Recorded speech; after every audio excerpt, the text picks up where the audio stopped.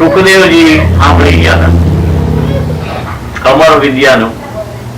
એટલા માટે એ સિવાય કોઈ પણ વિદ્યાઓ શંકર ભગવાનનો અવાજ પાર્વતી સિવાય કોઈને મળ્યો નથી.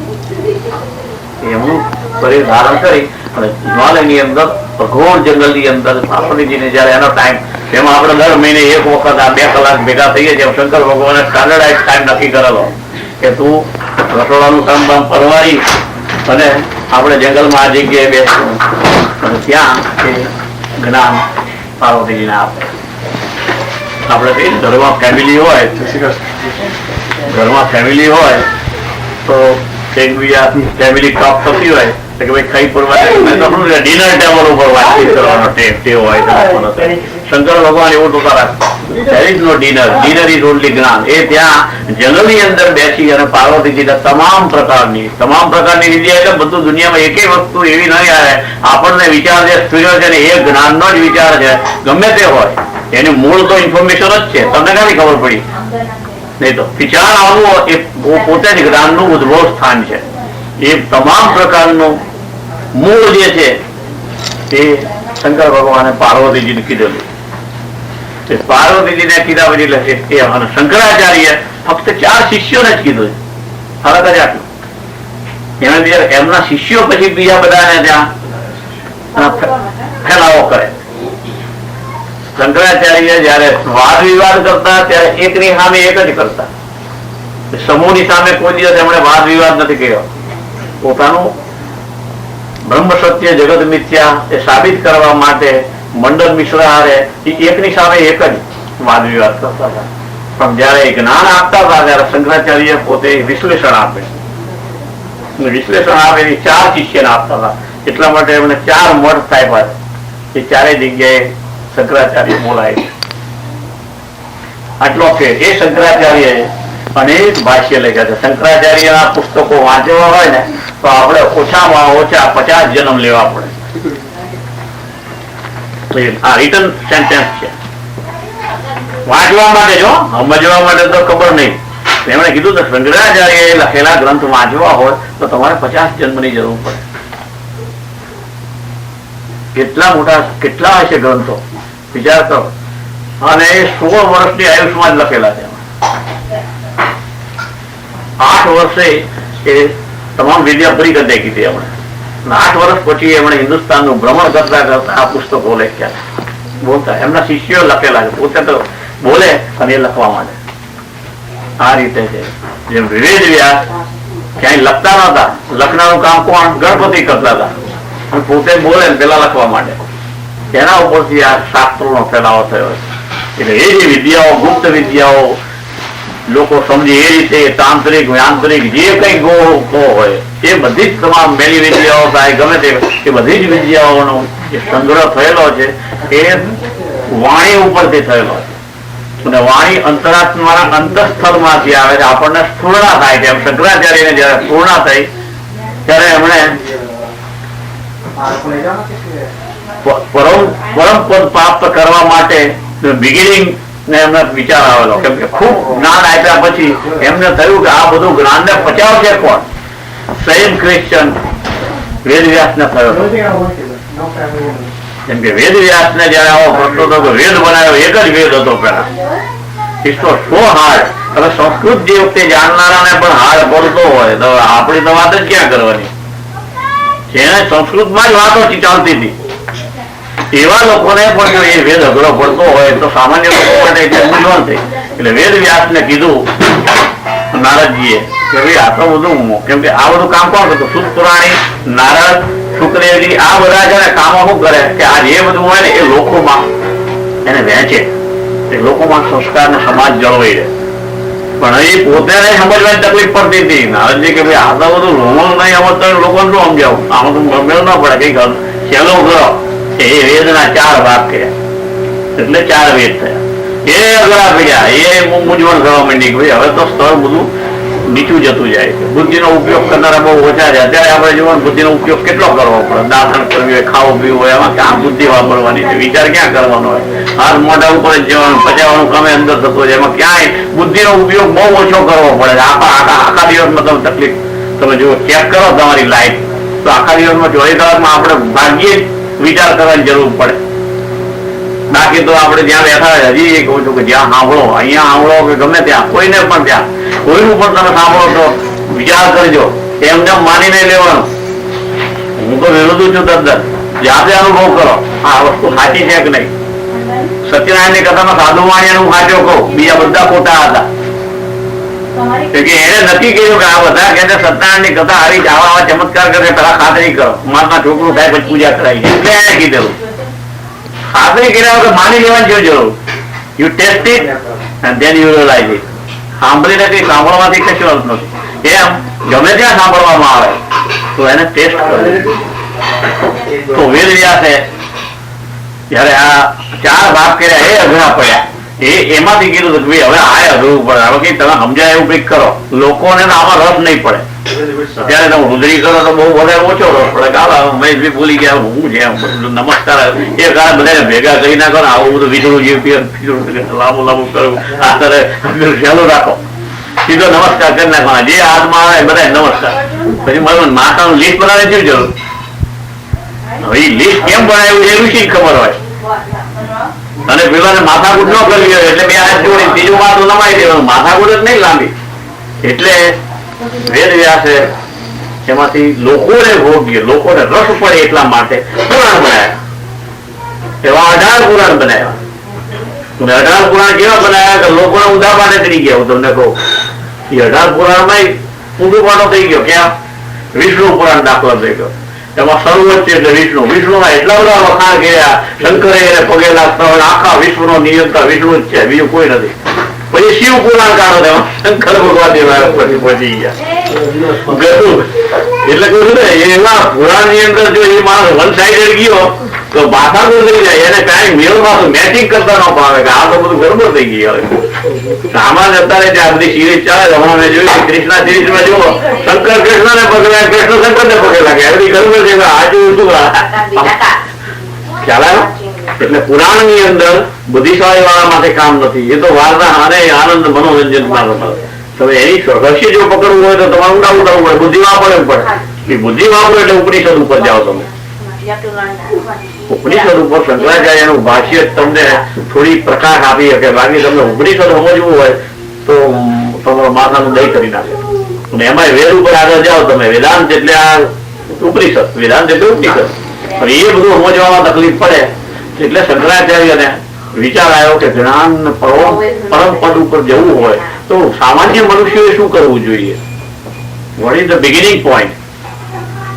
એટલે એમણે આ ગ્રંથ લખ્યો વિવેક ચૂડામણી, કે માણસને વ્યવહારમાં રહેવું હોય કે પછી આધ્યાત્મિક રસ્તે આગળ જવું હોય કે ભગવાન પ્રાપ્ત કરવા હોય ને ગયડા થાય ત્યારે એમ થાય કે લાવો માળા પકડીએ એ કરવાનું હોય તો જીવન દરમિયાન માણસનું પહેલું કર્તવ્ય શું છે? એનામાં વિવેક હોવો જોઈએ કે એની સામે જો કોઈ વસ્તુ આવી આ કરવા જેવી છે કે નથી કરવા જેવી. That is the beginning point of the whole. આખા તમામ પ્રકારની જીવનના શરૂઆતનો પહેલો આ પોઈન્ટ છે. માણસને સમજ શક્તિ આવે એટલે પહેલો એની પાસે પ્રશ્ન આવવો જોઈએ કે આ કરવા જેવું છે કે નથી કરવા જેવું. તો એના ઉપર એમને આખું વિશ્લેષણ કર્યું. જેને જેને આવે કેમ કે તપ બધા જ કરતા હોય. આપણે તપ કરીએ અહીંયા 2 કલાક બેસી એ તપ જ કહેવાય. ગમતું ન હોય ને કેમ કે મારા ફેરે કંટાળો ચડતો, એમ સત્સંગ કરવા જઈએ ત્યારે ઘણી વખત કંટાળો ચડતો હોય પણ તપ તો કહેવાય. એટલે તમારું તપ્ત બ્રહ્માંડ પણ વસ્તુ હોય એટલે જમા તો થાય પણ કેટલું થાય? તમારું આનંદપૂર્વક જે કઈ થયેલું હોય પ્રફુલ્લિત પડે છે. વ્હાઇટ મની ટૂંકમાં white money is always become the CD deposit. Black money you have to સફર. જણાવ્યા વગર અદૃશ્ય રીતે તમારે સહન કરવું જ પડે.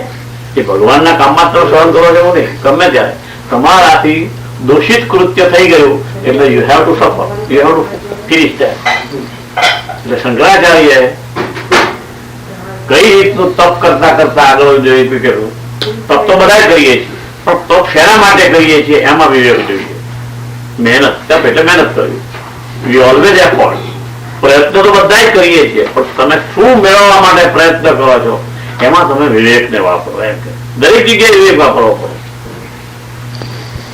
ઘરની વસ્તુ હોય, નોકરી કરવાની હોય કે ગમે તે હોય, એમાં વિવેક કયા પ્રકારની નોકરી આપણને અનુકૂળ છે. કામ અઘરું છે, ખોટું છે, આ બધો વિચાર આપણે કરીએ છીએ એ વિવેકનું જ માત્રા છે. પણ શંકરાચાર્ય જે વિવેકની વાત કરે છે એ ઊંચા પ્રકારનો વિવેક. વિવેકની તો બધાને જરૂર પડે. કયો ઊંચા પ્રકારનો વિવેક? કે ભાઈ આ બધા દુનિયાના કામો કરવામાં કરવા જેવા છે નથી કરવા છે, કોઈ કરવા તો પડે, શરીર એટલે ખાવું પડે, જવું પડે, બધું કરો, વાંધો નહીં. પણ એના માટે જે તમે સમય આપો છો એ યોગ્ય છે કે અયોગ્ય છે? 24 કલાકમાંથી તમે કેટલા સમયનો અંદર તમે આ દુનિયાની વસ્તુઓમાં નાખો? 8 કલાક તો હોવાનું, ઘણા 9 કલાક હોતા હોય, ઘણા 6 કલાક હોય. દરેક ની મર્યાદા છે. જેમ મંત્રો બોલવામાં સ્પીડ દરેકની જુદી જુદી હોય, ઊંઘે જુદી જુદી હોય, ઊંઘે જુદી જુદી હોય. અને ઘણાને તો ઊંઘે ને તારે 10 કલાક ઊંઘી જાય. જો મગજમાં કઈક એવો વિચાર આવી ગયો ઊંઘતા ઊંઘતા ખબર પડી જાય. અનુભવ છે બધાને. ઊંઘી તો તમને 5 વાગ્યા સિવાય ઊંઘવા ન દે. વિચારે ચડી ગયા તો પતી ગયો. અને વિચાર અનેક પ્રકારનો હોય. કાં તો કઈક પ્લાનિંગ કરતા હોય, પ્લાનિંગ કરતા કરતા જો ઊંઘવાનો પ્રયત્ન કરો તો ઊંઘ જતી રહે. ત્યાં તો કોઈ શોકના સમાચાર હોય, અચાનક રાત્રે ઘસઘસાટ ઊંઘતા હોય અને તમને અચાનક કોઈ ફોન આવે બહુ દૂરથી કે ભાઈ ફલાણા વ્યક્તિ ગુજરી ગઈ છે, તમને તરત ઊંઘ ઉડાડે. હા ના હોય, તમે ઊંઘ ગઈ પછી ઊંઘવાનું છે. એટલે ઊંઘની માત્રા વધતી હોય છે. તમે આખી જિંદગીની ઊંઘ છે કોણ એવું કેલ્ક્યુલેશન કરે કે ભરવાના કેમ કે મફત મળેલી? તમે એ ઊંઘના પૈસા ચૂક્યા નથી. એ આરામના પૈસા તમારે કોઈ દિવસ ક્યાંય તમને બિલ તમને કોઈ મોકલ્યું નથી. કેમ કે એ તો તમારું પોતાનું જ ભોગવો છે. આ બધી સીડીમાંથી જ આ બધું વિડ્રો થયેલું છે. અને આમ માનો કે ભગવાને ભેટ આપી, ભગવાન કોઈને કઈ ભેટ આપતો નથી. એ કેટલાક ભેટ આપે. એ તો દાવ ઉપરના 2 પક્ષી જેવો છે. ખબર છે ઉપનિષદથી? એક પક્ષી છે આ બધામાં રમવાણ છે, એ બસ એક જોયા જ કરે છે. તમારા અંદર બેઠો તમને વોચ કર્યા જ કરે છે પરમેનન્ટલી. એ કોઈને ગિફ્ટ નથી આપતું. આ ઊંઘ પણ તમારી ઊભી કરેલી છે અને જાગવાનું તમારું ઊભું કરેલું છે. એ કે જ છે પણ બધાની વસ્તી ઓછી છે. એ વસ્તી ઓછી ઊંઘની અંદર તમે 24 કલાકને તમે ગણતરી કરો તો 8 કલાક એવરેજ ગણો તો 8 કલાક ઊંઘવામાં જતા. બરોબર? લેડીઝ હોય તો 1-2 કલાક એમના રાંધવામાં જતા. ધ્યાન રાખવું પડે ને એમાં બાજુ ટેસ્ટી બનાવવું પડે. જો બીજે વિચારે ચડી ગયા કાં તો મીઠું વધી જાય, કાં તો મરચું વધી જાય, તો બીજું સાંભળવું પડે પાછું. એટલે એમનું પાછું એ કામ નાવા ધોવા કરવામાં તમે હાર્ડલી વિચાર કરો. પછી એમને આખા દિવસની મજૂરી કરે, અડધો કલાક ટીવી ના જોવાય? અડધો કલાક 2 કલાક સુધી ટીવી જોતા હોય છે એવરીબડી. ટીવી સગવડ છે એટલે પેલા ટીવી નહોતો તારે ટેપ રેકોર્ડ લઈને બની જતા. રેકોર્ડ વાંચવું વગાડે, તાળી વાંચવું વગાડે. નહીં તો છેવટે અઠવાડિયે આમ કંટાળી જાય કે આવા જરા હોટલ વોટલમાં જઈ ત્યાં વાંચા વગાડે, નાસ્તા વાસ્તા કરીએ, ફાફડા જલ્દી ખાતા હોય. એટલે તમે આવી છાના છાના જે ત્યાંથી છે ગુપ્ત ચોર. ખબર છે રુદ્રની અંદર આવ્યું ને આ ગુપ્ત ચોર. આ રુદ્ર જે છે ને એ ગુપ્ત ચોર નો તમારા જીવનના સમયમાંથી આ છાનાવાનો કયો સમય ચોરાઈ જાય છે તમને કલ્પના નથી હોતી. કલ્પના નહીં હોય, તમને ખ્યાલ નહીં આવે. આપણે ક્યાં ક્યાં આમ તો ઘણી વાર ગપ્પા મારવાની અંદર તમારો ટાઈમ જતો તમને ક્યાં એવો હિસાબ રાખે એમને બોલાવું. અત્યારે એમ જ લાગે તમે એની પૈસા તો જીત્યા નથી. એ ગુપ્ત છે, તમને ખબર નથી. તમે તમારું જ વાપરો છો છતાં તમને એવી ભગવાને પ્રેરણા કરી છે કે મેં કોઈ તમને બિલ મોકલ્યું ઊંઘનું, આ જિંદગી આપી તમને બિલ મોકલ્યું તમે બીકોઝ ફ્રી ઓફ ચાર્જ. એટલે એની આપણને કદર ન થાય એવું મન ને બુદ્ધિમાં ચેન્જ કરાવડાય કે એમને જિંદગી પસાર કરી નાખો. અને એન્ડમાં આવે કે આપણો ફેરો કપો ગયો કે ફોગટ ગયો ભગવાન જાણે. This is the life. એટલે જો તમારામાં વિવેક ન હોય, એ વિવેકને જગાડવા માટે શંકરાચાર્ય બહુ અદભુત એને ચૂડામણી કરી. વિવેકની અંદર ચૂડામણી એટલે ઊંચામાં કોહિનૂર કરતા ઊંચો હીરો છે એને ચૂડામણી કહે છે. સર્વોચ્ચ ઉત્કૃષ્ટ એવું પુસ્તક એમણે લખ્યું. એ કેટલા ઊંડા વિચારમાં ઉતરી ગયા છે તારે. આપણા જીવનમાં આપણા ઘર તોડીને ચોરનારા તો બહુ ઓછા, પણ તમારા શરીરની અંદર બેઠેલા કેટલા બધા ચોર છે એને તમે પકડી શકો છો? કોઈ દિવસ એવો વિચાર બધું લાઈટલી જ લઈએ છીએ આપણે. આપણે જ્યાં સુધી સાંભળીએ ભાગ્યે જ કોઈને શોર્ટ લાગે. એ તો એનું કારણ કે ભગવાનની માયા છે. તમને આવાજ ન દે એ રસ્તે. એ તો જોરદાર રામબાણ લાગ્યું હોય ને એવું તીર લાગે આખું જીવન ફરી જાય કે આ બધું તદ્દન ખોટું છે. હકીકત આ બધી ખોટું છે. કેટલો સમય આપણે બરબાદ કર્યો, ક્યાં કેવા જલસા કરી નાખ્યા, ક્યાં ક્યાં ફર્યા, શું કેવા માટે શું કર્યું. એ તમામ બધી એ બધું જ કર્યું, કરવાની કોઈ ભગવાન ના નથી કહેતો. પણ તમે વિચાર કરો કે તમે જે સમય ગાળ્યો આખા જીવનનો તમે ટોટલ કરો તો તમે વિચાર કરો કે એ સમય ગાળ્યો એની પછવાડે તમે જે મેળવવાનો પ્રયત્ન કર્યો એ કાયમ માટે તમારી યારે રહે એવી વસ્તુ છે. તેના ઉપર વિવેક છે. You decide. તમે તમારી સાથે લઈ જવા માટે થઈને એવી વસ્તુ પ્રાપ્ત કરવા માટે તમે કયો સમય વાંચો. જેવી રીતે છાના માના ચોરો આપણી જીવનમાં ફરેલા છે એવા સત્કૃત્ય કરાવનાર પણ આપણા ચોકીદારે આપણી પાસે છે. અચાનક આપણને ખબર છે સારો વિચાર આવી જાય છે, ઊંચા પ્રકારનો કોઈ પણ જાતનો વિચાર આવે ને એ તમને બચાવનાર છે. એ પરમેનન્ટ જાય તમારી યાર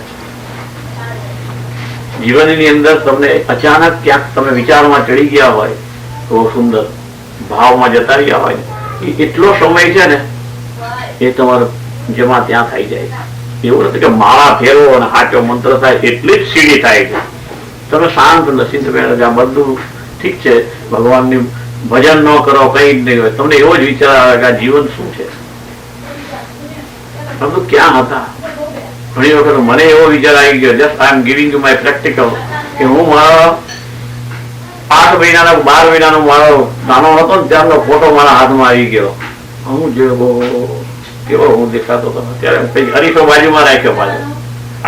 પ્રેક્ટિકલી આઈ મેડ કે આ બાજુ મારો ફોટો છે, હું એની સામે જોઉં આ બાજુ હું અત્યારે કેવો લાગુ છું, આ કેવો આટલો બધો મારો ફેરફાર ક્યાંથી ક્યાં પહોંચી ગયો ખબર જ ન પડી કે આટલો બધા નાના બાળક સ્વરૂપમાંથી હું આ અવસ્થામાં પહોંચી ગયો. ત્યારે હું વિચારમાં પડી ગયો. 1 કલાક સુધી એમાં મારી લાઈફમાં પડી ગયો ને એમાંથી જે સાર તત્વ આવે ને એ સીડીમાં જમા થઈ જાય. That's only way. એ તમારો ટર્નિંગ પોઈન્ટ. શું કર્યું મેં, વોટ ડીડ આઈ ડુ? સરકારની આટલી બધી નોકરી કરી, પૈસા શું કર્યા, વાપર્યા, આવ્યા આ વસ્તુ લીધી, અડધું તો કાલે ગાર્બેજ થઈ ગયા, નાખી દીધું, એ કમાયેલું બધું એનું અહીં પાછું. અને એવી વ્યક્તિઓ જે નજીકમાં હતી એમના માટે વાપર્યું વાપરવામાં એ તો દુનિયામાંથી જતા રહ્યા. મારી નજર સામે ઘણી એવી વ્યક્તિઓ જતી રહી જેના માટે એમ થાય ઓહો શું જિંદગી. મેં જાતે સ્મશાનમાં હું જયારે વાળવા જવું ત્યારે મને એમ થાય કે ઓહો આવા બધા જે તમને મનમાં વિચારો, ઇટ્સ ઓનલી એક્ઝામ્પલ, આવા જયારે ક્યાંક વિચારો આવે કે તમારા ચાલુ જીવનથી તમને ઊંચે ઉઠવાનો કોઈ ક્યાંક પણ વિચાર આવે ત્યારે સમજવું કે એ આપણું આના પછી જયારે શરીર ધારણ કરશું એ હારે આવવાનું હોય, એ ત્યાં આવી ઉભું રહે છે. આવો વિચાર છે કર્યો એ કન્ટિન્યુએશન થયા કરશે. એટલી એ જ વસ્તુ તમને આગળ જવા દે ઊંચા પ્રકારમાં. બાકી તમે ગમે તેટલા કમાણા હોય કે ગમે તેટલા જલસા કરવા હોય કે ગમે તેટલી અહીંયા ટેકનોલોજી તમને આવડતી હોય ને, સુપર કમ્પ્યુટર તમે જાણતા હોય ગમે તે વસ્તુ જેવી આંખ બંધ થઈ પછી એ કન્ટિન્યુએશન નથી થતું. જે વસ્તુ તમારા જન્મ જન્માંતર આવી જ વસ્તુ રહે કેમ કે એ જીવનને લગતી છે, આ શરીરને લગતી છે. બધી આ ટેકનોલોજી તમે જે જાણો છો એ શરીર લગતી છે, પણ હા એની અંદરનું જે ઊંડામાં ઊંડું તત્વો જે છે ને એ એની સાથે રહે. પછી ત્યાં બીજા જન્મમાં જે કમ્પ્યુટર નહીં બનાવી હશે પણ એને હાયર લેવું છે. કે એવું કહેવાય છે કે ભગવાનની વધારેમાં વધારે નજીક હોય જે જીવન તત્વ કહેવાય છે, પરમાત્મા તત્વો એની વધુમાં વધુ જો નજીક હોય તો સાયન્ટિસ્ટ વૈજ્ઞાનિકો જે ખરેખર થિંકિંગ કરીને શોધ કરે છે એ ભગવાનની એટલા બધા નજીક હોય છે પણ એક જ પાતળો પડદો વચમાં હોય છે જેના કારણે એ જંપ નથી મારી શકતા. આપણે તો બધા હાવ છેક નીચેની વાત છે એ અહંકારનો બહુ પાતળો પડદો, પણ એ જે કુદરતના તમે છંછેડો ગમે તેટલી છંછેડો એની પાછળ પડી જાઓ તો બધું હોય છે એને હઠયોગ કહેવાય. હઠા એની પછવાડે પડી જાઓ તો તમને બધી વિદ્યાઓ બધી આપે, હસ્તો વિદ્યાઓ કુદરતના એટલા બધા ચમત્કારો. અને હમણાં છેલ્લો ચમત્કાર તમે જો સાંભળ્યો હોય ચમત્કાર જ કહેવાય કે બ્રિટનની અંદર એક જણા એવું શોધી કર્યું છે કે શરીરમાં એને ચીપ જેવી ફીટ કરેલી છે, 10,000 માઇલ દૂર વહેલે ક્યાંય ફ્લાય કરે જેવો બેઠો બેઠો વાત કરીએ છે. નોટ ઓનલી ધેટ એ તમારા મનમાં શું વિચાર ચાલી રહ્યા છે એને ખબર પડી જાય. એવી અત્યારે એક્સપેરિમેન્ટ ચાલે છે, જો સક્સેસ થઈ છે તો જગતને એક નવો ચમત્કાર જાણવા મળે. જે થઈ છે તો એનું આખું બોડી છે ને સડી જવાનું. એ ક્યાં છે? પોતાના ઉપર પ્રયોગ કર્યો છે, બીજાની જિંદગી ઉપર એના ખતરો કર્યો, પોતાના ઉપર કર્યો. એટલે આવા અખતરા કરનાર એ બ્રેન ક્યાંથી આવ્યું? એ પ્રેરણા કોણ કરે? ક્યાંક એવું ઉચ્ચ તત્વ એને પણ એ ભગવાન એ અહંકારના લીધે એ પરમ તત્વને પામી શકતા નથી. તો આવી બધી ટોકરા શંકરાચાર્ય એ કહેવા માંગ્યા છે કે તમારા જીવનનું એ આ પુસ્તક છે કે પુસ્તકને આપણે આપણી રીતે સમજીએ છીએ કે આપણને શું એમાં ઉપયોગી છે, આપણે ક્યાં વિવેક વાપરવાની જરૂર પડે એવું છે. એ 149મો શ્લોક આપણે આગળથી ચાલ્યો આવે છે તે લઈએ. 148 પતી ગયા. શ્લોક છે, આ બધા શ્લોક છે, આ મંત્ર ન કહેવાય. શંકરાચાર્ય એ ભાષાની અંદર પોતાના શિષ્યને એમણે તૈયાર કરેલા કે ભાઈ before you go further just think it over. કોશૈહિ અન્નમયાદ્યૈહિ પંચભીરાત્માન સુમૂર્તો ભાતિ નિજ શક્તિ સમુત્પન્નૈ સૈવલ પટલૈહિ અવાંબુ વાપિસ્થમ તચ્ચૈવાલાપનૈ સમ્યક સલિલમ પ્રતિર્યતે શુદ્ધમ તૃષ્ણા સંતાપહરમ સદ્ય સૌખ્યપ્રદમ પરમ પુષ પંચાનામપી કોષા નામ પવાદે વિભાત્યયમ શુદ્ધ નિત્યાનંદૈક રસ સત્યગ્રૂપ પરમ સ્વયં જ્યોતિ.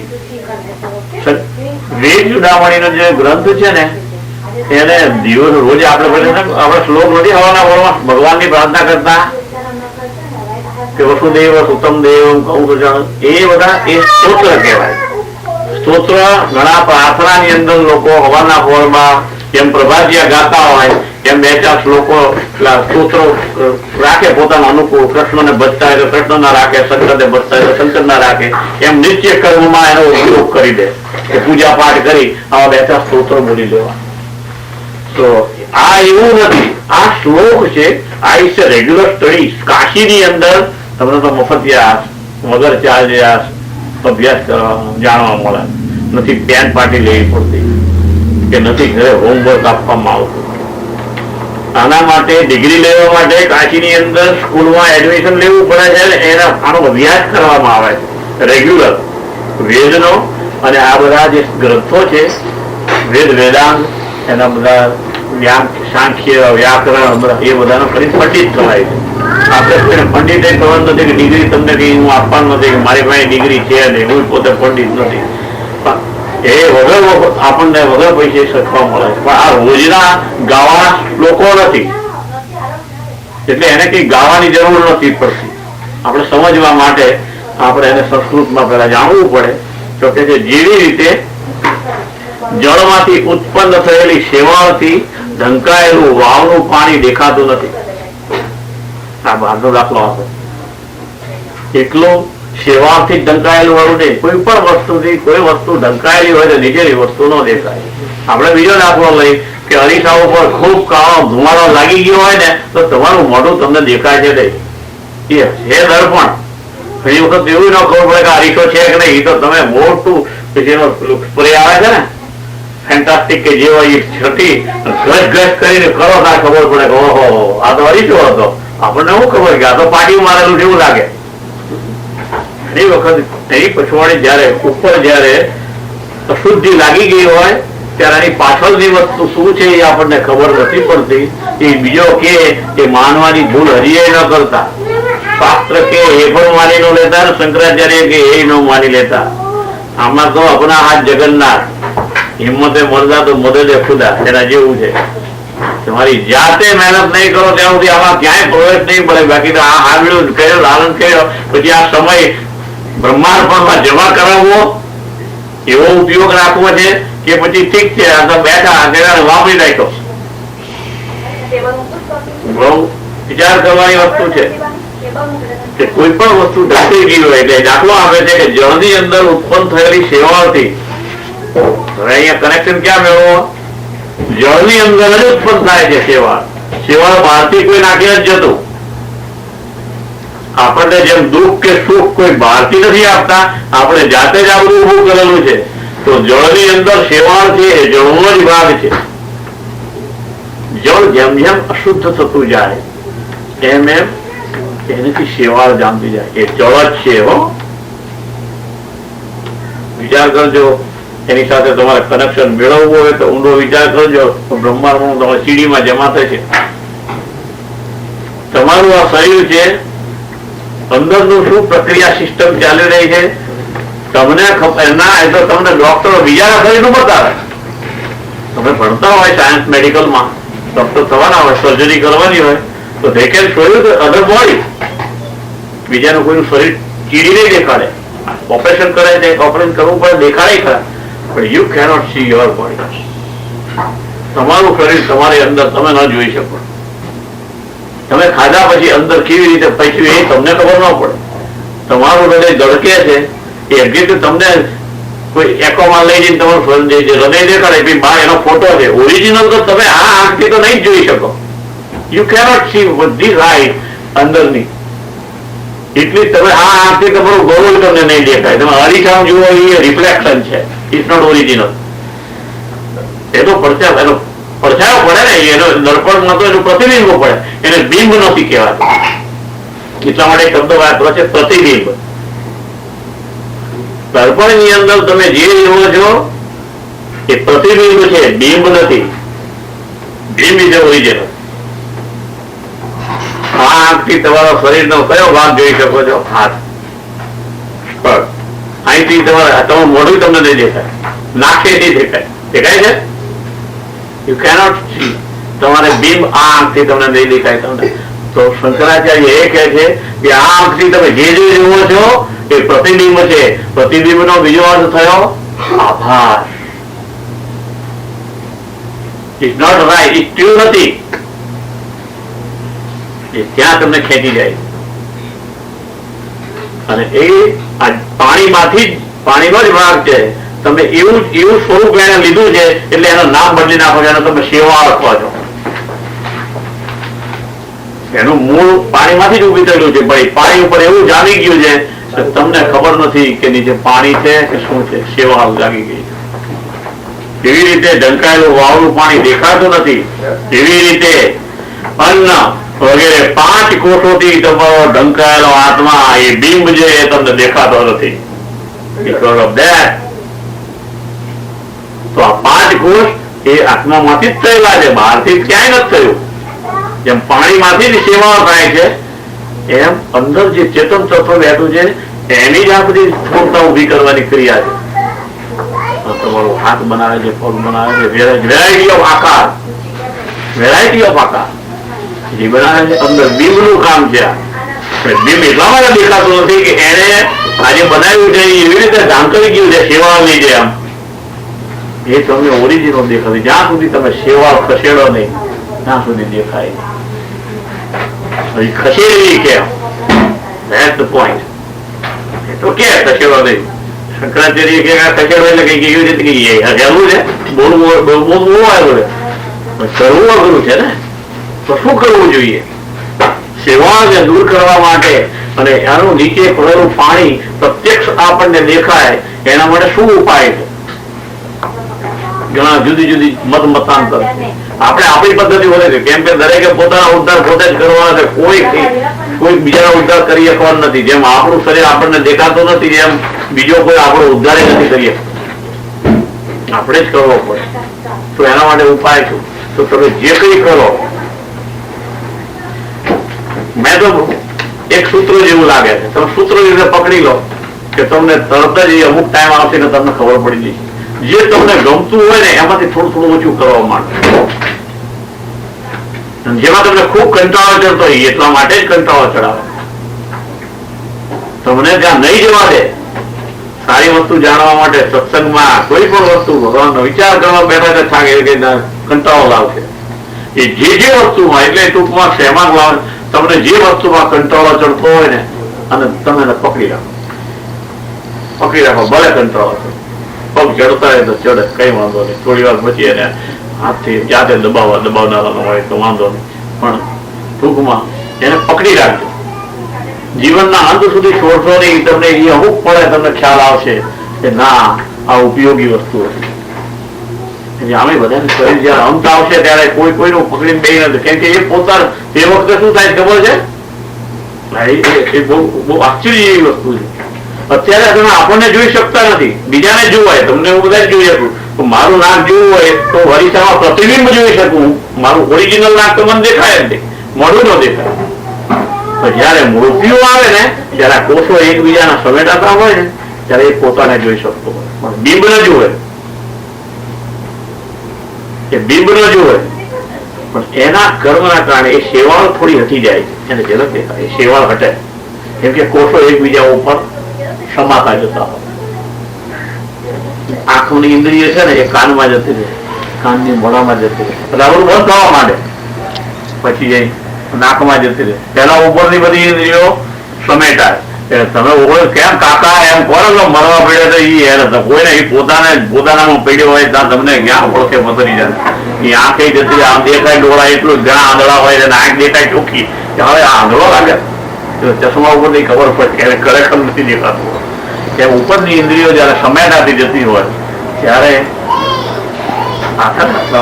આનો ભાગ આ ભાગ છે, ત્યાં એક કેન્દ્ર છે. હજી પેલા ગંગાના કહેશો ને ગંગા ભેગી થાય એ ત્યાં તમને ઝલક દેખાડે. પરમાનન્ટ તો મુક્તિ ન મળાવે, કેમ કે આ સંસ્કાર ભેગા થઈ જાઓ ક્યાં તમે, આખી જિંદગી કરેલું હોય ત્યાં આવે. જો જિંદગીમાં ખરેખર તમે તમારી સીડીમાં કંઈ જ નહીં હોય ને તો તમને કશું નહીં, તમારો આ જે ઉપર આ ઘર કે છે ને આખું ચેતન તત્વ એ ભેગું થઈ અહીંયા ઉતરે શરીરમાં, અને ક્યાં તો દૂટી, અને દૂટીથી નીચે ભાગમાં જાય પછી તમને કેવી ખબર પડે? પોતાને ખબર પડે, જાણનારા નહીં. આ બાજુ બેઠો હોય જાણકાર હોય ખબર પડે. જો માણસને ટોયલેટ થઈ જાય મરતી વખતે તો સમજવું કે પશુ યોનિમાં જવાનું, બાથરૂમ થઈ જાય. નીચે દૂટીથી નીચેના ભાગમાં જો એનો જીવ જાય તો એને કહેવાય છે કે જળ યોની આપે. નીચે ગમે તે જો પગના અંગૂઠામાંથી જાય ને એ વૃક્ષ થાય, એ વૃક્ષ થાય, એને ઝાડ થવું પડે, એક જગ્યાએ પગરદી ઉભા રહેવાનું. પગના અંગૂઠામાંથી ગયો કેમ ખબર? પગના અંગૂઠામાંથી એ જાણ્યું ધ્યાન વાળો વિદ્યા ભણે. એટલા બધા જીવો છે સંસારની અંદર, દરેકની ચોઈસ જુદી જુદી હોય છે. કોઈ વિદ્યા ભણવી, ઘણા એક મંદિર પીડા હોય તો કવિતાઓ લખવા રાખી જિંદગી કવિ થયા, ઘણા તબલા વગેરે રાખી જિંદગી તબલો કાઢી નાખે. એક તમને શેમાં રસ છે એના ઉપર તમારું જીવનનો અને નવા બળતનો આધાર છે. કે પ્રશ્નો તો ઘણા ઉભા થાય, કેટલુંક તમે જાણો, યુ હેવ એ લિમિટેશન. એ એક જ જગ્યાએ આવી છે ત્યાં જાઓ એટલે સમગ્ર બ્રહ્માંડ તમારી સામે ખુલી જાય, પણ એના રસ્તા તો ચાલવું પડે ને. એટલે કઉ છું કે કંટાળો, જે વસ્તુ ઉપર તમને કંટાળો ચડે એને મૂકી ન દેતા, એને ચાલુ રાખવું. તમને તાત્કાલિક કશું કંટાળો તમને એમ થાય કશું રિઝલ્ટ તો દેખાતું નથી, ડોન્ટ વરી, કીપ કન્ટિન્યુ. એક વખત એવી ઝડપ આવી જશે તમને તરત ખબર પડશે કે ના બધું વસૂલ છે, કરેલું બધું વસૂલ થઈ જશે. અને જેમાં તમને ખૂબ મજા આવતી હોય એને તમે ઓછું કરતા જાય. તમે લિસ્ટ કરો, તમારે એક વખત લિસ્ટ કરવું કે શેમાં મજા આવે. ખાવા પીવાનું લિસ્ટ કરો, દરેક ઇન્દ્રિયોનું લિસ્ટ કરવું જોઈએ, આંખનું લિસ્ટ કરો, એમાં બધી મજા આવે, એને તમે ઓછું કરો. એને છોડી દો તો એ લિસ્ટ રાખી મૂકજો. આ જન્મમાં તમને અનુભવ થઈ જશે. 12 વર્ષની પાકી ખાતરી, I can give you guarantee, પણ 12 વર્ષ સુધી તમારે એની તપશ્ચર્યા કરવી પડે. જેમાં કંટ્રોલ આવે તો ચાલુ જ રાખો. 12 વર્ષ પછી તમારે કોઈ જાતની આ ધાર્મિક ક્રિયા માળાએ પકડવાની જરૂર નથી. અને પછી પેલું લિસ્ટ છે ને કહો ચાલો આજ તો જઈએ હિમાલય જઈએ, તમે જ્યાં જવું છે તમે ભોગવવાની છૂટ છે, પણ તમને ડિફરન્સ તે વખતે દેખાય છે. I don't want to give effect of that, you have to spend 12 years continuously, forget it. તમે જુઓ એનું તમને રિઝલ્ટ આપે. કેમ કે આમાં બોલવા કરતા એવું જ કહું છું, બહુ માની તમે એવું ટેસ્ટી તમે અનુભવ કરો જાતે અને તમને ખબર પડશે. કે આપણે ઘણા સાધુ સંન્યાસીઓને આનંદથી મોટરો ફરતા જોઈ નથી જોતા, આપણે એની ક્રિટિસાઇઝ કરીએ કે બાવા ધ્યાન મોટરો પર, પણ તમે you don't know what they are doing. Janak રાજા જલસા કરતા આપણે જોયા નથી, કેમ કે એ ટાઈમમાં થઈ ગયા. આપણે અત્યારે મહામંડલેશ્વરો જોઈએ છે, શંકરાચાર્યોને જલસા કરનારા જોઈએ છે, સાધુ સંતોને એને વધારે કદમબોશી કરનારા જોઈએ છે, આચાર્ય રજનીશને હો રસ હોય આપનારા જોઈએ છીએ. બરોબર છે. Who we are to criticize that people? આપણે તો એક કાર આપવા નથી ગયા, પછી આપનારા બીજા છે, લેનારા બીજા છે, અને હૈયું આપણે મારીએ છીએ. આ બધા દબાવ ને ધતિંગ કરે છે. તમે એમાં ઇન્વોલ્વ થાવ છો ને એટલે એનું શું કહેવાય ખબર છે? એ પાણી ઉપરની સેવા. Be careful. કેમ કે આપણને આપણા જીવનનો હિસાબ મફતિયા બનવો છે. આપણે આ સમયનો હિસાબ જ નથી રાખ્યો. કેમનું જાય છે, ક્યાં ગયા ટાઈમે ખબર ન પડી ને ક્યારે આ તો ગઢડા થઈ ગયા, શરીર કેવા થઈ ગયા, કેવો મત હતા કે આખું ગામ રમાડતું હતું. અત્યારે તો કોઈ સાંભળી નથી જોતું.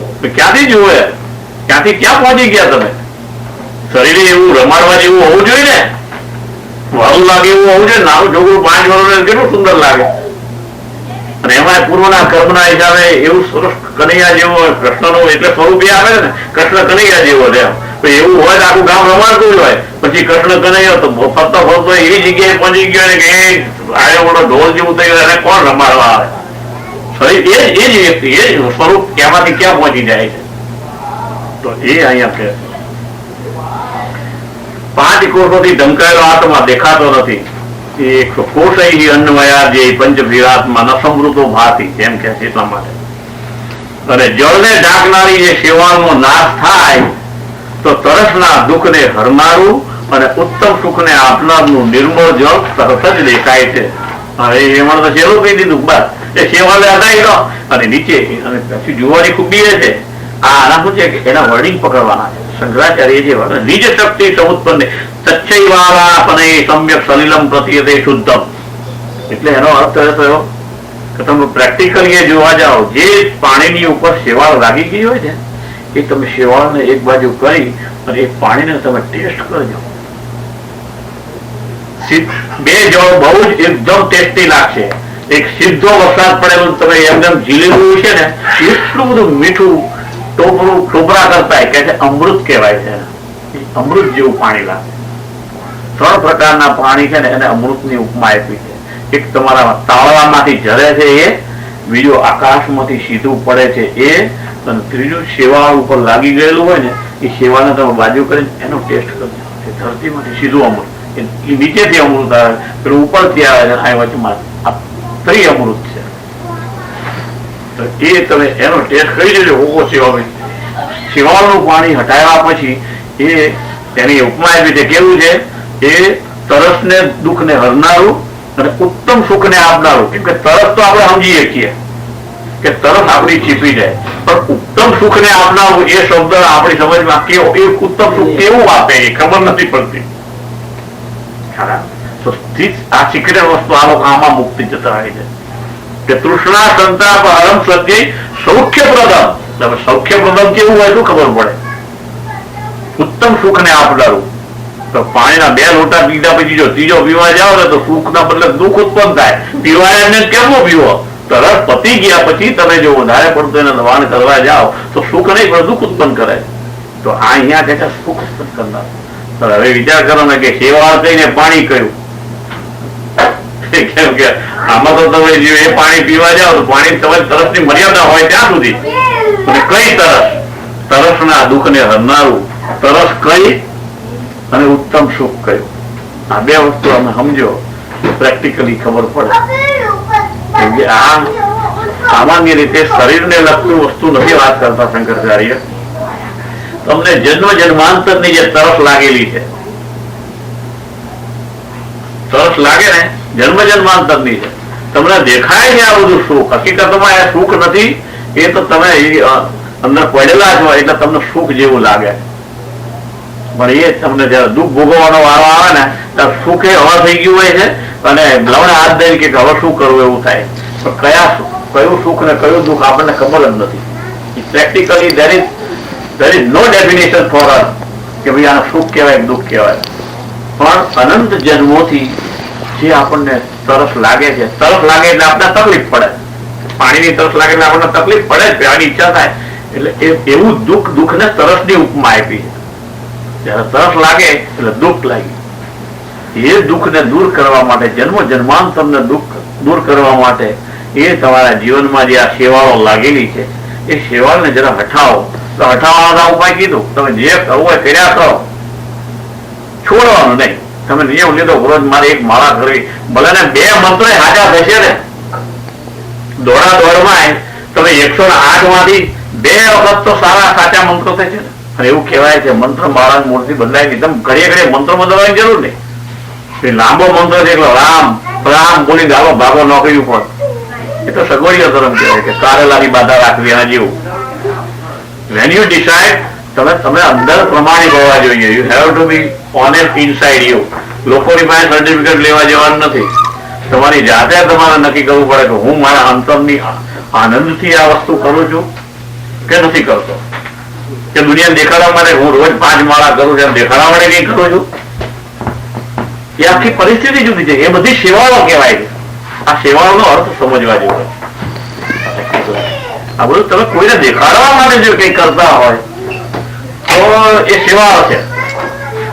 પણ તમે 2 મંત્ર એવા જ આપણા છે કે હે રામ કરીને ઊંઘી જનારા પડ્યા છે. પણ એ હે રામ એક વખત એની પાસે નીકળતા હોય, એના નિયમ, ઘણા નિયમો એવા લેતા જ હોય છે કે જુદી જુદી જાતના નિયમ લેતા હોય. પણ તમે એક એવો નિયમ લો તો ભલે 1 માળા આખી કરતા હોય, 1 માળામાંથી 2 તો મંત્ર આનંદથી બોલાય. એક તો મંત્ર બોલાય રોજ, ભલે ના બોલાય. અઠવાડિયા સુધી તમે ખોટી કંટાળો ચડીને માળા ફેરવી છે, પણ એકાદ એવો મોકો આવી જાય બેઠા હોય અને માળા હાથમાં પૂછ્યું એક વખત તો એક મંત્ર અઠવાડિયામાં એકાદો મંત્ર તો આ જતા બહુ થઈ ગયું. જીવનમાં એટલીસ્ટ જીવનમાં 5 મંત્રો તમારા સાચા સીડીમાં જમા થયા છે ને, તો એટલીસ્ટ આ શરીર મળ્યું છે એના જેવું શરીર તો થોડી ઊંચી બુદ્ધિ વાળું શરીર તો તમને આપે. તમારે બીજો જન્મ લેવો પડે છે, એ થોડું ફેરફાર મળે. એટલે આ પ્રક્રિયા બતાવી છે. તો પછી પંચાનામ કોષા નામ અપવાદે, એટલે તેવી જ રીતે જો આ 5 કોષોનો નાશ થાય તો શુદ્ધ નિત્યાનંદ સ્વરૂપ એક રસ રહેનાર સર્વનો અંતર્યામી માયાથી પર શ્રેષ્ઠ. આ બધા શબ્દો મોટા મોટા છે, બહુ ઝીણવટથી તમે વિચાર કરજો. Bye bye.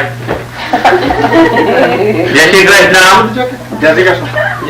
અજય જય શ્રી કૃષ્ણ. એ નીચે જાય છે.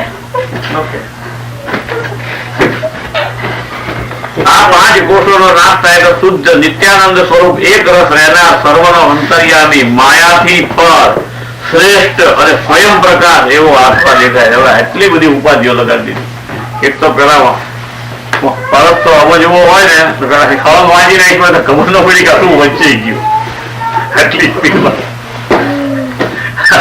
રામાયણની કથાઓને કરે છે, શ્લોક વાંચે, ભાગવતના શ્લોક વાંચે, આ ઉપર શ્લોક વાંચે, શું ખબર પડી? જતું રહ્યું હવામાં. ખબર ના પડી કે આ બધું શું થયું? ખૂબ ભયમ સ્વયં શ્રેષ્ઠ અંતર્યામી બ્લેન્ક થઈ ગયું મગજ. ત્યારે તમને એક સંકેત આપું,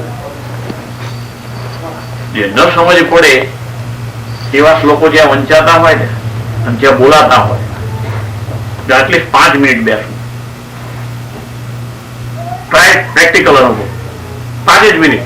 કોઈ સભા ચાલતી હોય અને કોઈ સંસ્કૃત ની અંદર બોલવા ને એકલો ભણતો હોય, આપણને આધારી સમજ ન પડતી હોય, બેસી જવાનું. 5 જ મિનિટ બેવાનું.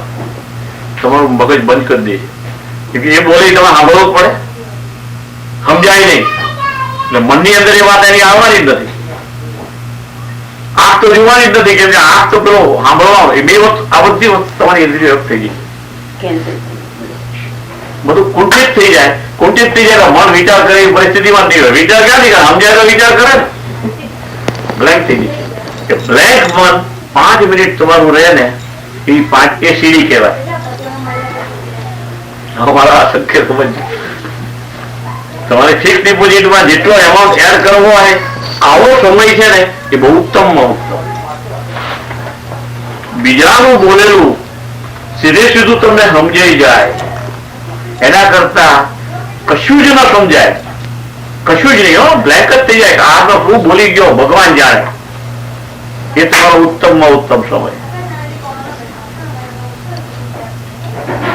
પ્રેક્ટિકલી વિચાર કરજો. તમે જોજો આ બધું છે ને એટલું બધું કોમ્પ્લિકેટેડ કરી નાખે. કે આપણે જેટલું જેટલું સમજતા જઈએ છીએ ને એટલા કોમ્પ્લિકેશન વધતા જાય છે.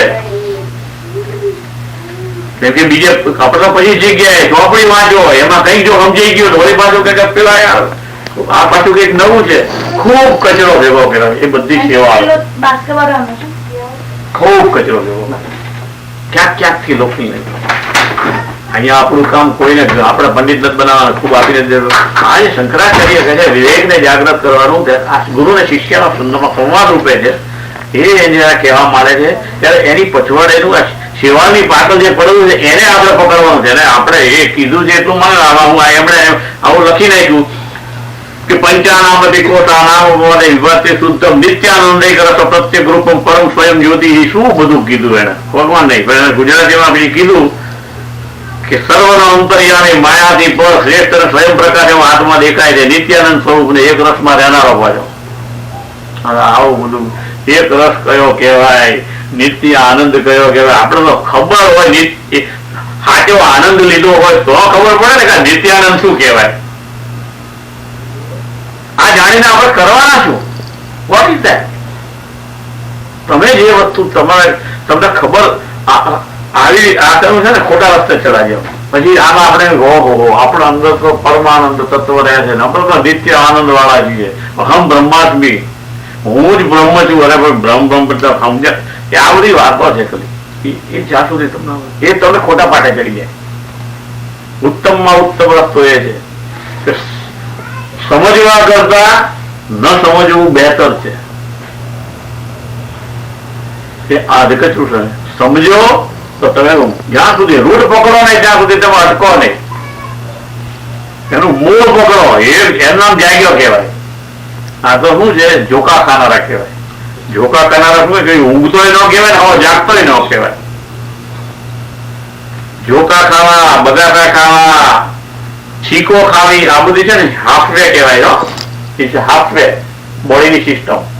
એવી રીતે અડધું સમજવું. સમજો તમે સમજી ગયું તમે રામ મારા હું સમજી લીધું છે રામ તમે એનું રૂટ પકડો. તમે સમજી નથી લીધું તમે કીધેલું માની લીધું છે. કીધેલું કોઈ દિવસ માનો નહીં, સાંભળો એ માનો નહીં, વાંચો એ માનો નહીં. તમે એનું રૂટ પકડો તો સાચા અન્યાય કરે. તમે ઊંડા ઉતરો ઉભા ખાતરી કરવા દો is it fact or not. હવે એ ખાતરી કરવા માટે એના માટે મોટા મોટા પ્લાનિંગ કરવાની કઈ જરૂર નથી. એ તો પ્લાનિંગ તમારી અડધી જિંદગી પછી એમાં જતી રહે. પછી એ નક્કી કરવું પડે પછી એ હાથ પાછું ગયા એનું પાછું એ વિચાર કરવા એ ટાઈમ બગડે ને. હવે અત્યાર સુધીમાં આપણે કેટલો ટાઈમ બગડ્યો છે એ પેલા નક્કી કરો ને. કેટલા જલસા કરી નાખ્યા, ક્યાંથી ક્યાં પહોંચી ગયા. જેને 16 વર્ષની ઉંમરે આખી જીવન નો આવો વિચાર આવી જાય અને સત્સંગમાં હું એને અભિનંદન આપું. આમની બેબી નેહા છે, હું તો કહું છું બેસ્ટ ગર્લ. 16 વર્ષને એને ધ્યાનમાં આવે નહીં મારે આવું છે. એ ઉત્તમમાં ઉત્તમ વસ્તુ છે. ઇટ્સ એ બ્રાઇટ અજય છે. જેને 20 ની અંદરની ઉંમરની અંદર જયારે આ પ્રવૃત્તિમાં જયારે વિચાર આવે ત્યારે સમજવું કે એનું જીવન ક્યાંક કોઈ અદભુત કર્મ જાગ્યું હોય તો જ બને. 50 બધી પહોંચી ગયા કે હવે રિટાયર થવાનું થોડું ઘણું આવું જાણો, થોડું કંઈક માળા હાથમાં પકડાય એ બધી જે પ્લાનિંગ કરતા હોય ને એ બધું ઠીક છે. એ પાછું બીજો જન્મમાં પાછી તો ચાલ્યા જ કરે આગળ. એ બધું ઠીક છે પણ જ્યાં કશું ન કર્યું એના કરતા કંઈક તો કરો. પછી એકલા છોકરાને એ છોકરા નાખીને પછી બગાડા કઈ કઈ પછી ક્યાં હાથ પેલ થઈ જાય પતી ગયું.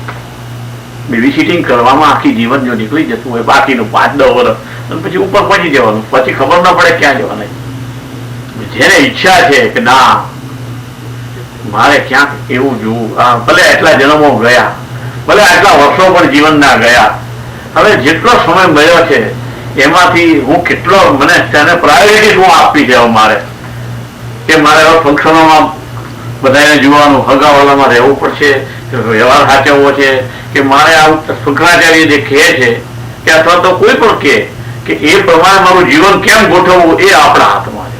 જેટલું કંઈક કંઈ ન કરવું એના કરતા કંઈક કરવું. એકે માળા ન કરવી એના કરતા એક મંત્ર એટલી સાચો થઈ જાય બહુ થઈ ગયું. એટલા માટે કહે છે કે તમે આખી માળા કરો. આખી માળા કરો જો નિયમ લો એક જ મંત્ર કરો તો એક મંત્ર પણ કદાચ તમે ભાવથી ન થાય. આખી માળામાં કદાચ એવી પોળ આવી જાય ખુશમાં તો એકાદો મંત્ર તો સાચો થઈ જાય. That's all.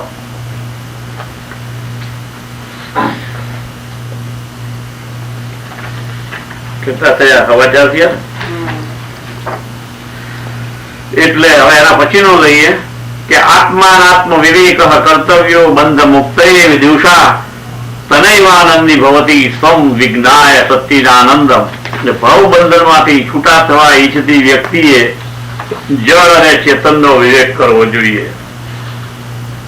લાંબા સમયે શંકરાચાર્યએ આ શ્લોકની અંદર વિવેક શબ્દ દેખાણો. બીજે ઉપર ક્યાંય વિવેક શબ્દ નથી વાપર્યો. અગાઉના શ્લોકોમાં વિવેક બહુ ઊંચી જગ્યાએ વાપરે. આત્માનાત્મ વિવેક ભવબંધન માંથી છૂટા થવા માટેની ઈચ્છતી, જેને છૂટા થવું હોય એને,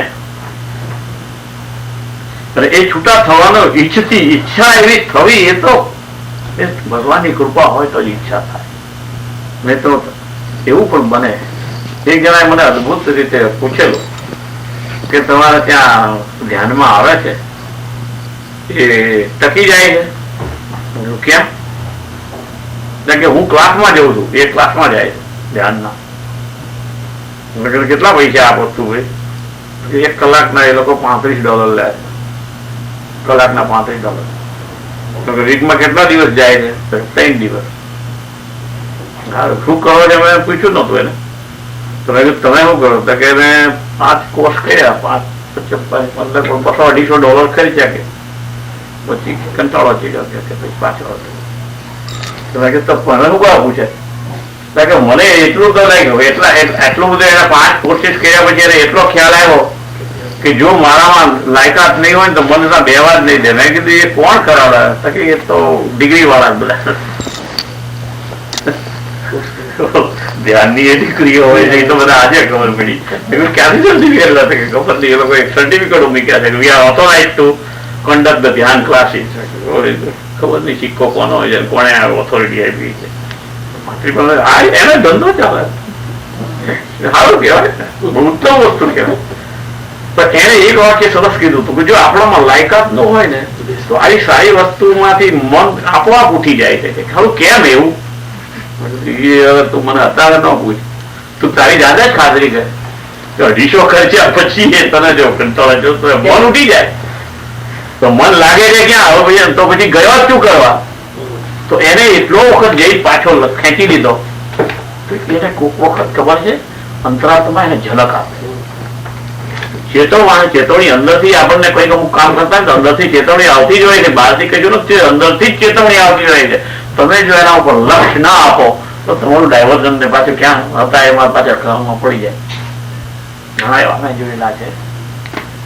અમારી સાથે ત્યાં ધ્યાનમાં યોગ શીખવા વાળા આવતા હતા, સરકારી ઓફિસરો. અચાનક બારી પલટાઈ ગઈ તો એ સીધા આવીને ધ્યાનમાં રાજયોગ ધ્યાનમાં બેસન બધું થઈ ગયું. તમે માનશો સરકારી નોકરીમાં એ લોકો 40-42 વર્ષની ઉંમરના હતા, 55-58 વર્ષે સરકારમાં રિટાયર કરે. 5-5 વર્ષ સુધી એમને ત્યાં ધ્યાન કરવા વાળા, બોલો. અને અત્યારે યુએસમાં છે. હું એમને જાણું છું ક્યાં છે એ મને ખબર. એ બધા મારી સાથે આવે તો એ શું કરે ખબર છે? પછી તપાસ કરી તો એક જણા તો એનું ફેમિલી એટલું બધું વધી ગયું જોયું તો આખા વ્યવહારમાં એવો પડી ગયો. તો મેં એમને હું 2 દિવસ રોકાયેલા. જોશી કરીને છે સાથે આવતા. તો પહેલી વાર ગયો ત્યારે સમજવા જેવી છે. એનું કારણ છે કે આપણને ક્યારે આનો અનુસંધાન જ છે. જે મેં જોયું તો એની છોકરીને પરણાવેલી, એના છોકરાને પરણાવી દીધેલા, એના છોકરા આવેલા બધા. તો હું એની પાસે 2 દિવસ જ રહ્યો. 2 દિવસમાં એને ક્યાંય મેં ધ્યાનમાં બેઠેલો ન જોયો. તો મેં કીધું જોશી તમે 5 વર્ષ પ્રેક્ટિસ કરતા હતા ને આ બધું છોડી દીધું? રહ્યું છે ને યાર, આપણા છોકરા બધું કરવાનું હતું ને. કે બધું છોકરા હાજવાના હોય તો ધ્યાનમાં બેસવાનું કકડાટ કરે. મેં કીધું જેને અસલ ધ્યાન કરે એને તો કશો કકડાટ ન લાગે. તમે કીધું હવે તું ત્યાં જતો નથી કે ત્યાં તો હવે નથી મેળવવાનું, આમાંથી ક્યાં ટાઈમ મળે. એ એવા ભેળમાં પાછો આવી ગયો. એને 5 વર્ષ સુધી જેને અંતરાત્માએ ચેતવણી આપીને એને ત્યાં સુધી લઈ ગયા. 5 વર્ષ સુધી કર્યું તો પાછો આવી ગયો. બીજી વખત ગયો જયારે હું એના ઘરે ગયો, એ 2 દિવસ પહેલા ભગવાન ત્યાં પહોંચી ગયો. 6 મહિનાની અંદર જ અમારે જયારે વાત થઈ, 6 મહિનામાં ફરીથી મારે એની મુલાકાત લેવા જવાનું જોયું. એના છોકરાએ કીધું તો બાપા 2 જ દિવસ થયા. બોલાવણો મને ખબર ન આપી કે તમે ક્યાં હોય તો ખબર નહીં. એટલે એમાં એ જગ્યાએ યુએસ માં છે, મને લખવા થઈ ગયો.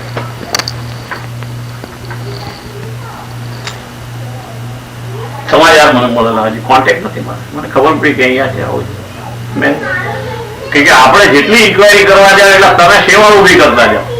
આપણને દુઃખ થયા કરે કે આટલું બધું કર્યા પછી જે માણસ અટકી કેમ ગયો? કંઈક તો કરે પોતાની રીતે કરવો જોઈએ. ભલે ક્યાં ન જતો હોય પણ એના ઘરમાં પોતે પડવું, એના ફેસ ઉપર દેખાય. આવી બધી વસ્તુઓ છે ને કહેવાની જરૂર, પૂછવાની જરૂર ન પડે. તમે એના ફેસ ઉપર ખબર પડી જાય કે એ વ્યક્તિ શું શું કરે છે. આજીવન છે એટલે ક્યાંક ક્યાંક ઝલક બતાવે. એટલે કોઈ દિવસ અફસોસ ન રાખવો. કોઈ તમારી પાસે ક્યાંય સત્સંગમાં કોઈ ન આવતું હોય અથવા તો ન ભેગા થતા ધ્યાનમાં ન બેસતો હોય, તમે બતાવ્યા તમે કોઈક ને રાખો હાલો આપણે યજ્ઞ કરીએ 5 જણા આવે, ન આવે, બહુ ફિકર કરવા જેવી નથી. એ તો જેના કિસ્મતમાં હોય, જેને ઝલક બતાવી એ જ આવે અને એ જ ભાગ લઈ શકે, એ જ પોતાના ઘરે ચાલુ રાખી શકે. એનાથી આ તો ઉપરથી બધું નક્કી જ થયેલું હોય. ત્યારે અહીંયા આપણે ભવબંધન માંથી છૂટા થવા ઈચ્છતી વ્યક્તિ, એવી ઈચ્છા થતી હોય ને, એ જળ ચેતન નો વિવેક કરવો જોઈએ. એના વડે જ પોતાને સદરૂપ ચિદરૂપ, જો આ બધું કઈ સમજાય એવું નથી, સદરૂપ ચિદરૂપ આનંદરૂપ સદરૂપ ચિદરૂપ અને આનંદરૂપ. સત એવું કયું રૂપ આપણું, ચિત્ત એટલે કયું રૂપ અને આનંદ એ કયું રૂપ? આ 3 પ્રકારના રૂપ કીધા. ચોથું આપણને લોકો મને તમે રૂપાવા દો, એ 4થું રૂપ કે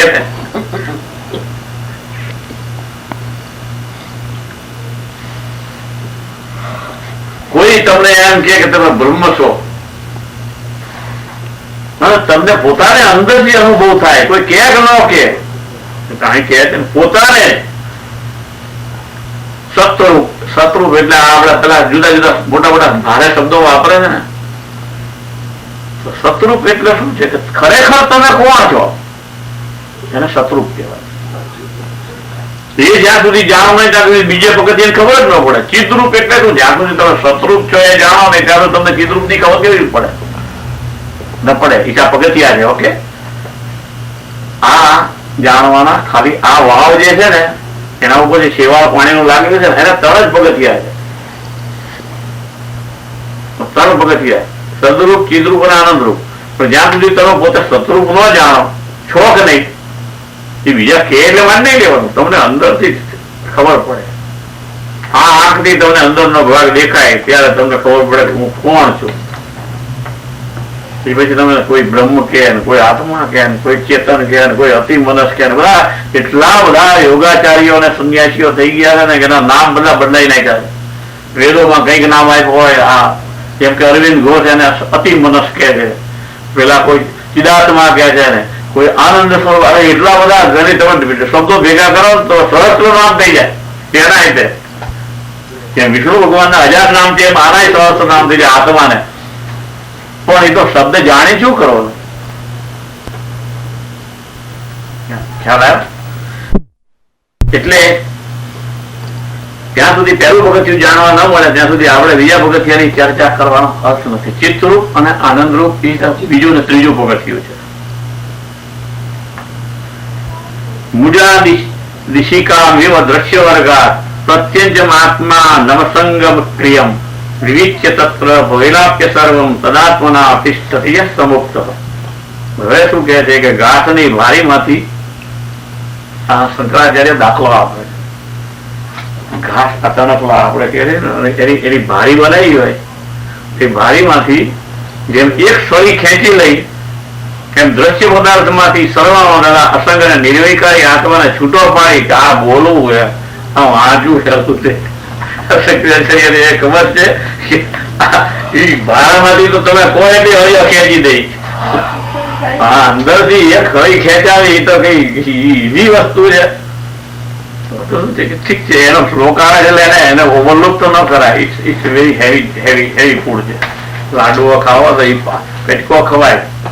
5 લાડવાની આ 6 લાડવા ખાવાની વાત છે. જે પેટકો કહી શકતો હોય ને એના માટે ઘાસની ભારીમાંથી જે એક સ્થળી ખેંચી લઈ અને એમ દ્રશ્ય પદાર્થોમાંથી સર્વમાં રહેલા અસંગને નિર્વાહ કરે, આત્માને છૂટો પાડી એમાં સર્વ દ્રશ્યનો અત્યંત વિલય કરીને આત્મ સ્વરૂપે જે રહે છે તે મુક્ત છે. આપણે તો એટલું સમજ્યા કે મુક્ત છે, કોણ મુક્ત છે એ ભગવાન જાણે. આગળ પાછળ કઈ ગયા કેટલી અઘરી વસ્તુ મૂકેલી. તો આ મુક્તિનો અનુભવ કરવો હોય તો દરેકે પોતપોતાની ટેકનિક શોધી કાઢવાની છે. આમાં શંકરાચાર્ય ટેકનિક બતાવે. તો ટેકનિક એવા એમની ટેકનિક આપણને કામ આવે એવી નથી.